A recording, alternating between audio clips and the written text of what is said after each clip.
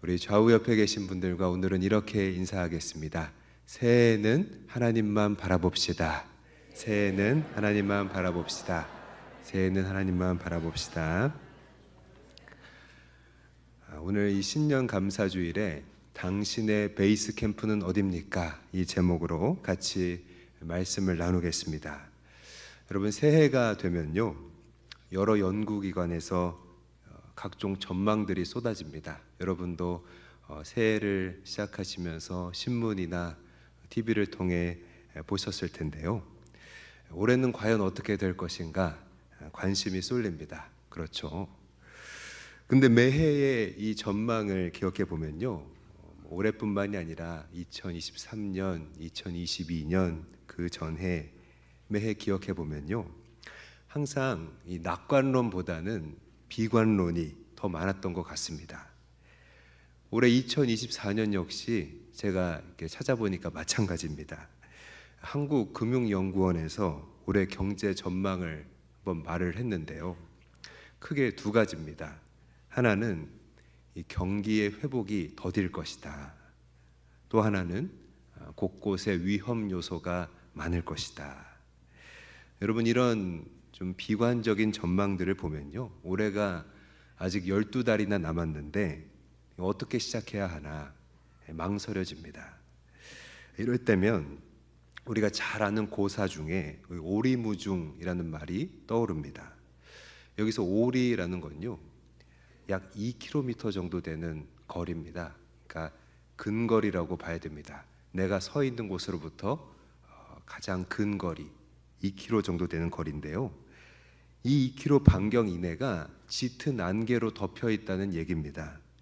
그러니까 사실 바로 앞도 잘 안 보인다는 말이잖아요. 그러니까 한 걸음 내딛기도 정말 쉽지 않겠죠. 매해의 시작은 항상 이렇듯 어려움과 두려움에 직면하게 되는 것 같습니다. 근데 이런 말이 또 있죠. 문제 없는 곳을 찾으려면 공동묘지에나 가라. 여러분, 이 말이 가리키는 뜻이 뭘까요? 지금 우리가 어떤 어려움을 마주하고 있다면 그건 우리가 살아있는 증거라는 뜻이겠죠. 살아있는 동안은 어쩔 수 없이 계속해서 어려움과 위험을 헤쳐나가야 한다는 겁니다. 일반적인 인생이 이렇다면 우리 그리스도인은 여러분 어떻게 다를 수 있을까요? 하버드 대학의 교수였던 윌리엄 제임스 박사는 이렇게 말했습니다. 인간이 가지고 있는 가장 중요한 원동력은 믿음이다. 인간을 움직이게 만드는 가장 큰 힘이 있는데 그게 바로 믿음이라는 겁니다. 이 점에서 우리에게는 바로 이 가장 중요한 원동력이 우리 가운데 있는 줄 믿습니다. 구체적으로 무엇입니까? 하나님이 지금도 나와 함께 하신다는 겁니다.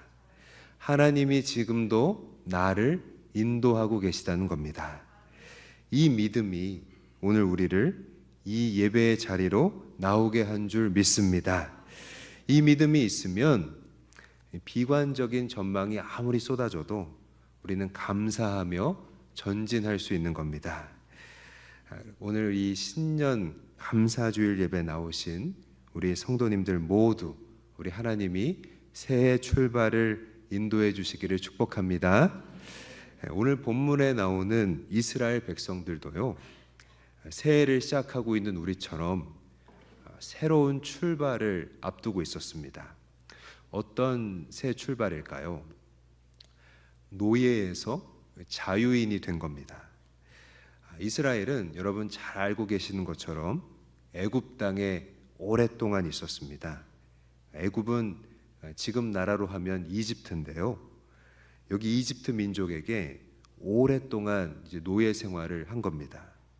우리나라는 일본에 35년 동안 지배를 당했는데요, 그들은 무려 400년 이상 잡혀 있던 겁니다.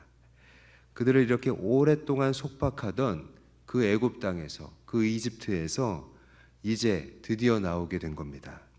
그러니 정말 새 출발이죠. 자유를 얻은 거고요, 모든 게 다 긍정적일 겁니다. 그런데 오늘 본문에 그려지고 있는 이들의 전망이 지금 어떻습니까? 홍해의 광야길로 들어왔다고 합니다. 그러니까 목적지까지 가야 되는데 광야길을 지나서 목적지까지 가야 한다고 돼 있습니다. 그러니까 갑자기 비관적이 됐습니다. 자유인이 돼서 좋았고 새 출발해서 좋았는데 광야길을 지나서 목적지까지 가야 한다니까 갑자기 비관적이 된 겁니다. 여러분, 이 광야길의 특징이 있습니다. 앞서 얘기한 이 오리무중이라는 말과 같습니다. 길은 길인데 광야길은 어디로 갈지 알 수 없는 길이거든요. 왜냐하면 이 광야의 특징이 있습니다. 사진을 보시면 또 느껴지시겠지만 이 광야마다 좀 모습이 다르긴 한데요. 대부분의 광야는 보시는 것처럼 길이 나 있지가 않습니다. 그리고 이 광야에 발자국이 있어도 바람이 불면 그 발자국이 덮여지고 길의 모습도 바뀌는 겁니다.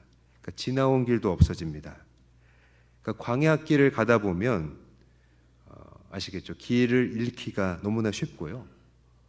지금 여기가 어디인지 모르기 때문에 지쳐 쓰러지기가 여러분 일수인 겁니다.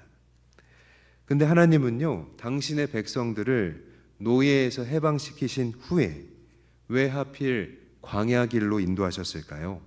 오늘 17절 말씀을 다시 한번 읽겠습니다. 시작. 바로가 백성을 보낸 후에 블레셋 사람의 땅의 길은 가까울지라도 하나님이 그들을 그 길로 인도하지 아니하셨으니 이는 하나님이 말씀하시기를 이 백성이 전쟁을 하게 되면 마음을 돌이켜 애굽으로 돌아갈까 하셨습니다. 아멘.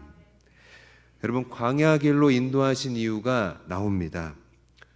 왜 광야길로 인도하셨습니까? 바로 이스라엘 백성을 위해서라고 합니다. 여러분, 광야길로 인도했다고 하면 좋지가 않잖아요. 아까 말한 것처럼 길을 잃어버릴 것 같고 지치기가 쉬울 것 같고 그래서 다 안 좋아하는데 광야길로 인도하신 것이 이 이스라엘 백성들을 위한 거라고 합니다. 하나님의 백성을 위해서 광야로 인도하셨다고 합니다. 이 본문의 설명을 보니까요, 사실 목적지까지 가는 빠른 길이 있었다는 걸 알 수 있습니다. 그러니까 블레셋 사람들의 땅을 통과하는 루트가 거기입니다. 이 길은요, 당시에 주요한 그 무역 도로였습니다. 그러니까 통행량이 많고 또 짐을 운반하는 길이었으니까 잘 닦여져 있었겠죠. 광야에 비할 바가 아닙니다.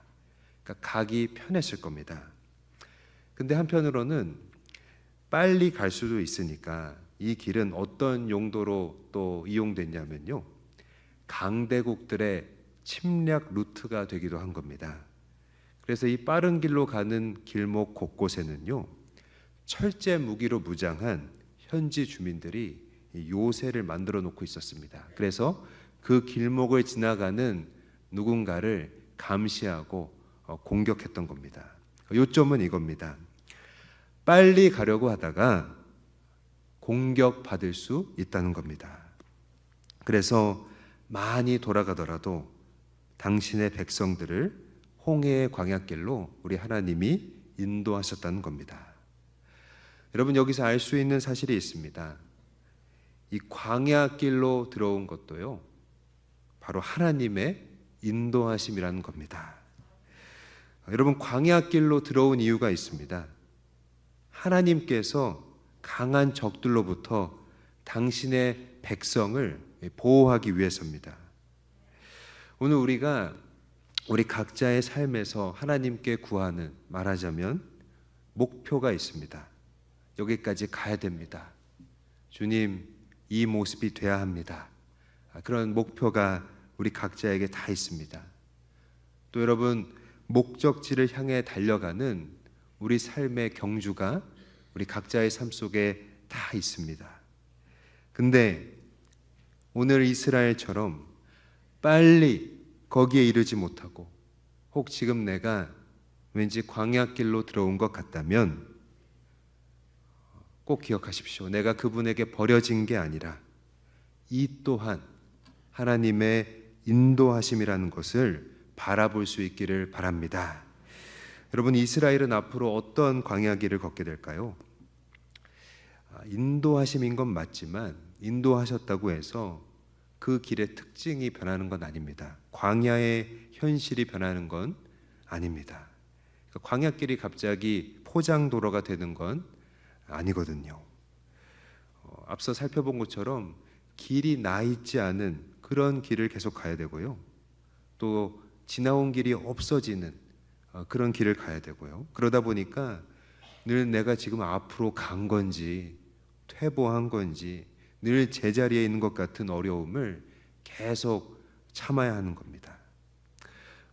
아이러니하게도 하나님이 인도하신 길이라고 하는데 위기도 다가올 겁니다. 우리는 성경을 볼 수 있기 때문에 지금 이 하나님의 백성들에게 어떤 일이 일어날지를 알고 있습니다. 조만간 그들은 이 그림처럼 앞은 홍해 바다로 막혀져 있고 뒤에는 이집트 군대가 추격해오는 그 진퇴양난에 빠질 겁니다.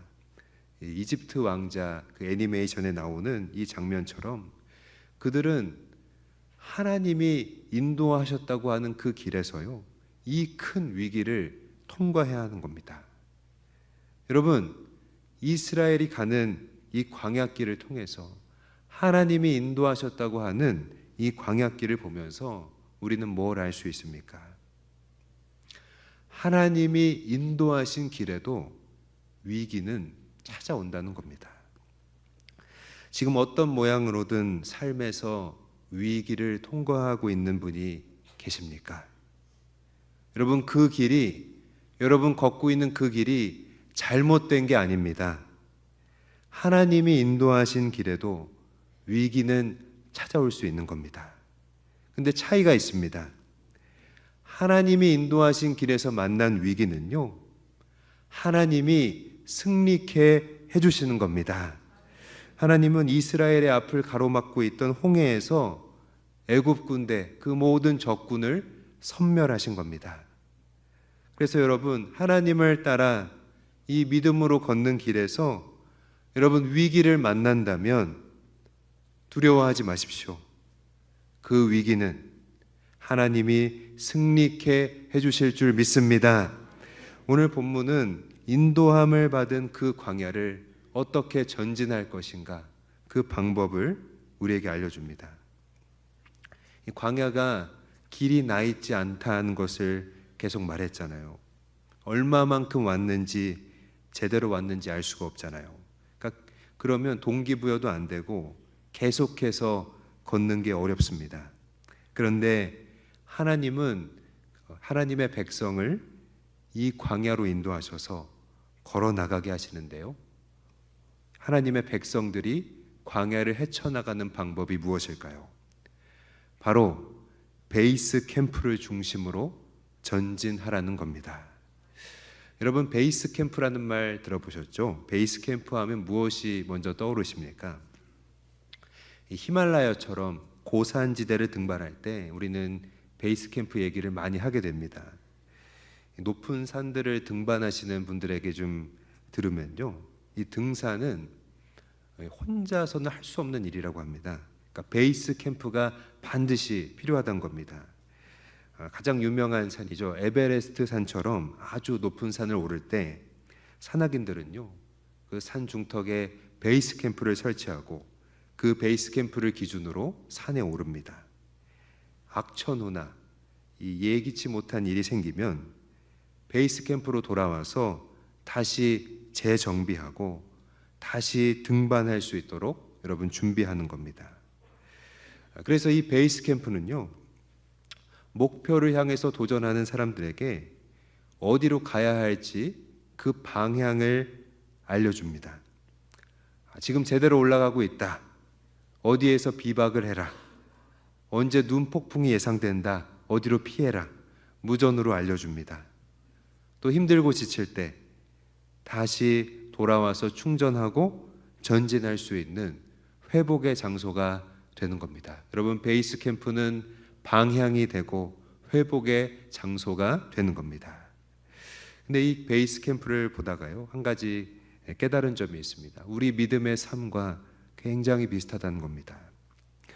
믿음의 광야를 가는 일은 에베레스트를 오르는 것처럼 역시 우리 혼자 힘으로는 불가능하다는 겁니다.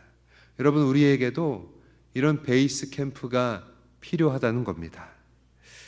오늘 본문은 우리 여정에, 우리가 믿음으로 걷는 광야길에 그 베이스 캠프가 분명히 있다고 알려줍니다. 오늘 본문 20절에서 22절까지 우리 한번 다 같이 읽겠습니다. 시작.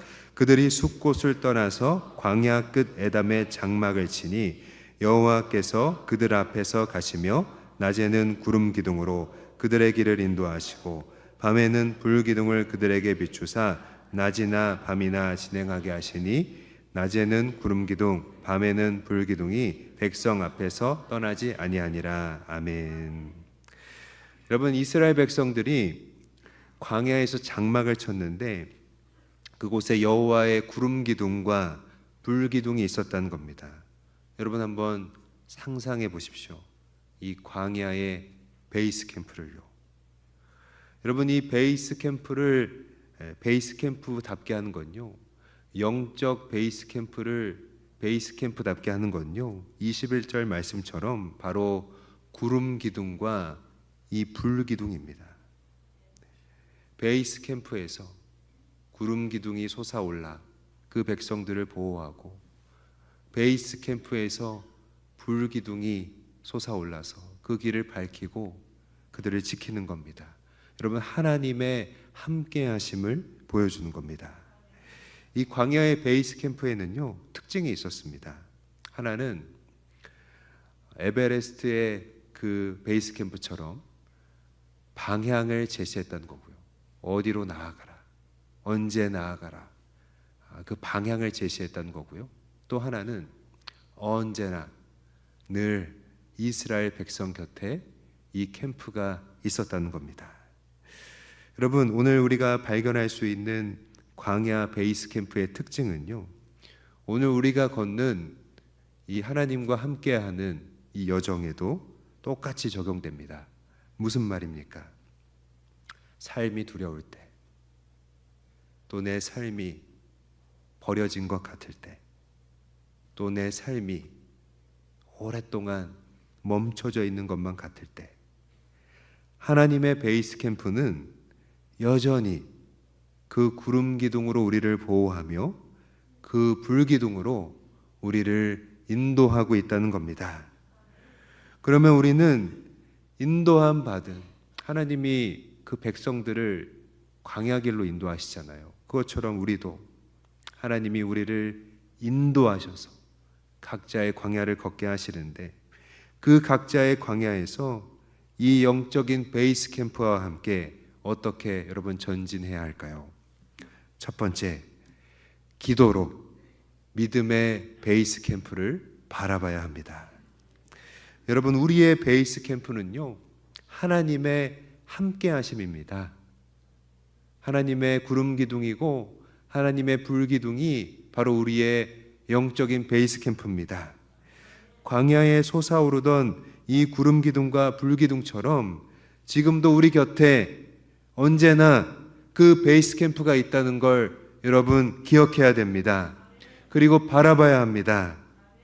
이스라엘 백성들이 이 광야를 걷다가도 또 어디서부터 왔는지 길이 없어졌네, 이 앞에도 길이 없네, 그럴 때 불기둥과 구름기둥을 보면서 어땠을까요?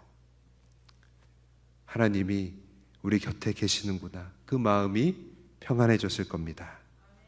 오늘도 우리가 그 불기둥과 구름기둥을 확인하는 법이 있습니다.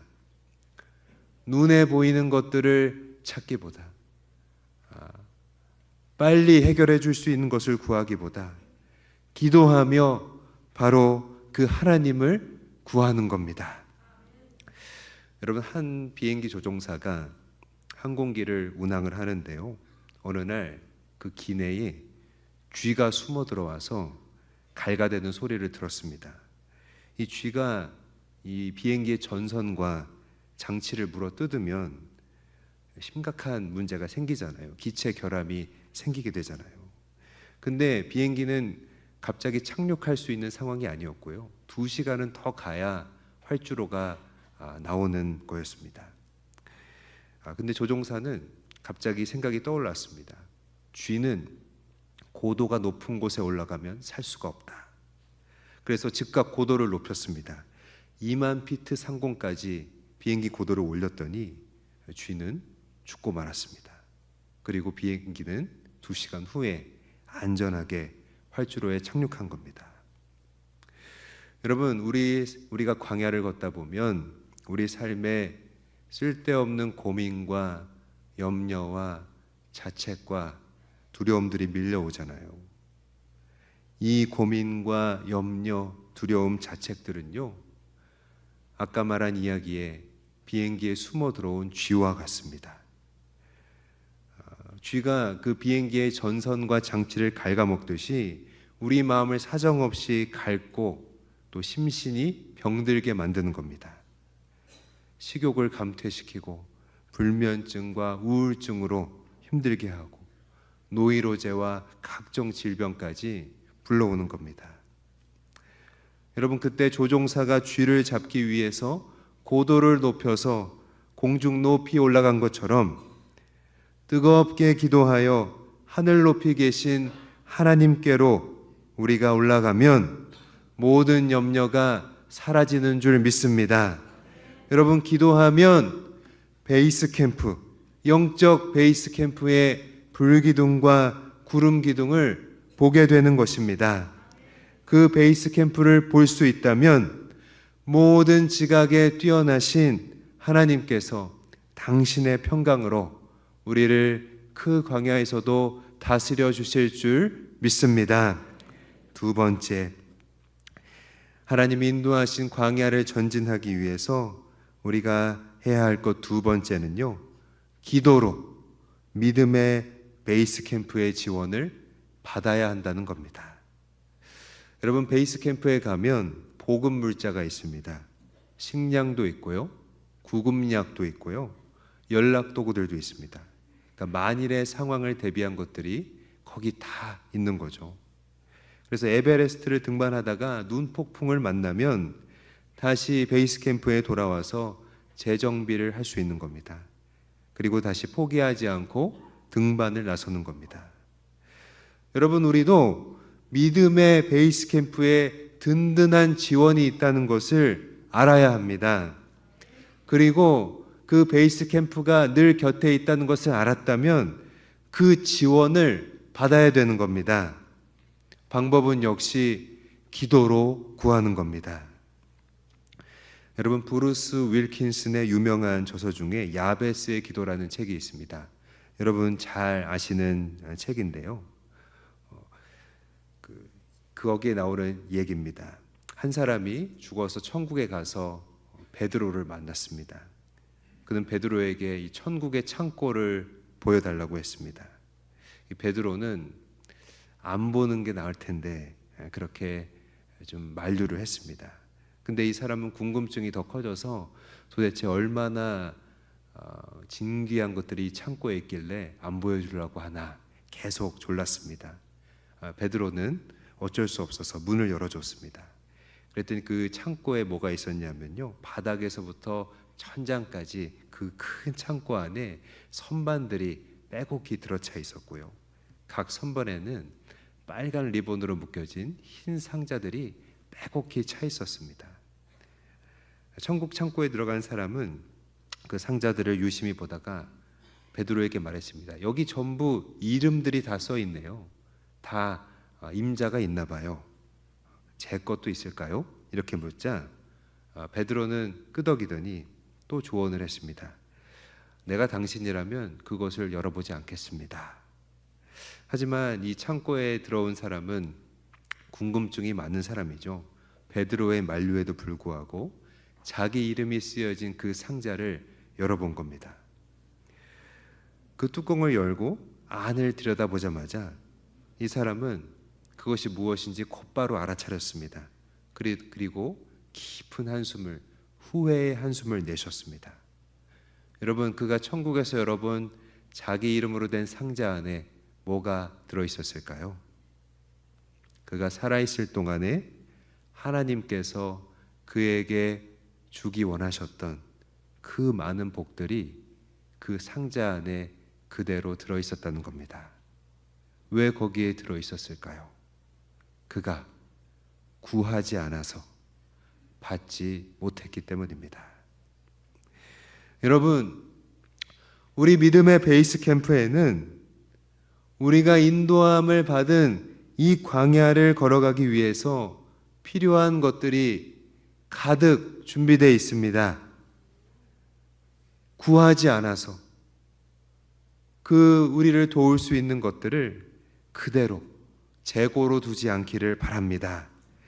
영적 베이스 캠프의 지원을 받아서 주님이 인도하시는 길을 걸어가는 우리 모두가 될 수 있기를 축복합니다. 말씀을 마무리하겠습니다. 어떤 분이 요즘 우리가 평균적으로 얼마나 기도하는가, 한국의 성도들이 얼마나 기도하는가 계산을 해봤다고 합니다. 그랬더니 일주일에 약 25분 5초 그 계산이 나왔다고 합니다. 일주일에 총 1080분이라고 하는데요. 일주일이 1080분 중에 25분 5초 기도한다고 하면 굉장히 적은 시간이죠. 이 25분 5초가 어떻게 나왔을까요? 식사기도 하루에 3번 한다고 하면 한 번 할 때 30초씩 하루 3번 90초입니다. 일주일이니까 곱하기 7하면 630초입니다. 그러니까 분으로 계산하면 10분 5초 정도 됩니다. 일주일에 식사기도 다 합쳐서 10분 5초입니다. 그리고 또 주일 예배와 주중 예배에 나와서 잠깐 예배 시간에 5분씩 기도한다고 하면 15분 정도 이렇게 나옵니다. 그러면 식사기도 10분 5초와 예배 때 나와서 5분씩 기도하는 거 합치면 25분 5초가 된다는 겁니다. 참고로 어느 조사에서 한국인의 일일 TV 시청 시간이 평균 3시간이 넘는다고 이렇게 나왔습니다. 여러분, TV 시청 시간과 비교했을 때 너무나 대비가 되죠. 우리는 일주일 1080분 중에 고작 25분 5초만 기도할 때가 많은 겁니다. 우리가 이렇게 기도한다면, 우리가 이렇게 적게 기도하는 그 모습에 머물러 있다면 우리는 믿음의 베이스 캠프가 우리 곁에 있다는 걸 제대로 못 볼 수 있습니다. 그리고 무엇보다 이 베이스 캠프에 있는 지원 물자를 공급받기에 우리 기도가 여러분 충분하지 못하다는 겁니다. 그렇다면 우리 각자가 인도함을 받은 이 광야에서 전진할 수 없는 겁니다. 2024년을 각 기관에서 비관적으로 전망하고 있는데 이 비관적인 전망의 새해를 믿음으로 살기가 여러분 어려운 겁니다. 여러분, 고아의 아버지로 세계에 알려진 독일 출신의 조지 뮬러가 있습니다.